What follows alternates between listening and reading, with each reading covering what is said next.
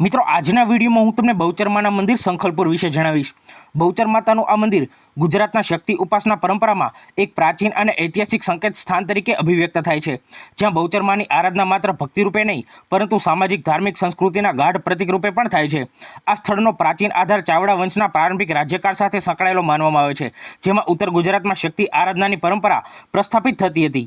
ઇતિહાસકારોના અનુમાન મુજબ આ પ્રદેશ પ્રાચીન કાળમાં માર્ગો અને વેપાર સંચારના માર્ગ પર આવતો હોવાથી અહીં યાત્રાધામનું વિકસન સ્વાભાવિક રીતે થયું હતું અને સંખલપુરનું મંદિર આ યાત્રાધામિક ગતિશીલતાનું કેન્દ્રબિંદુ બની ગયું હતું। મંદિરના મૂળ ગર્ભસ્થાનને લગતા પુરાતત્વીય સંકેતો સૂચવે છે કે અહીં શરૂઆતમાં એક લઘુશક્તિ પીઠ હતું, જેને બાદમાં અનેક રાજવંશો દ્વારા સંરક્ષણ અને પુનઃસ્થાપન મળ્યું, જેના પરિણામે મંદિરની રચનામાં વિવિધ યુગોની સ્થાપત્ય શૈલીઓનું સંમિશ્રણ જોવા મળે છે।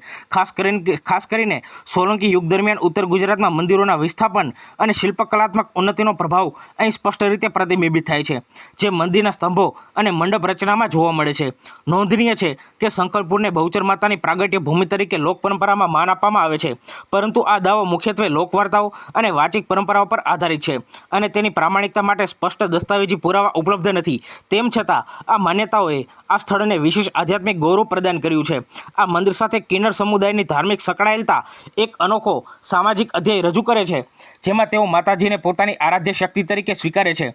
જો કે આ પરંપરા ઐતિહાસિક દસ્તાવેજો કરતાં વધુ સામાજિક અને ધાર્મિક માન્યતાઓ પર આધારિત છે।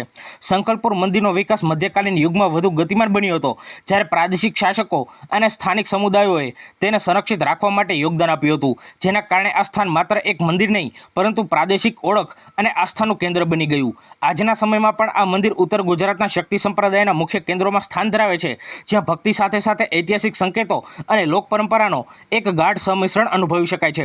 મિત્રો, તમે ચેનલ પર નવા હોવ તો ચેનલને સબસ્ક્રાઇબ કરી લેજો। તમને ડેલી આ ચેનલ પર નવા મંદિરો વિશે માહિતી જાણવા મળશે અને વિડીયો સારા લાગે તો વિડીયોને લાઇક કરી દેજો અને તમારા મિત્રો જોડે શેર કરજો।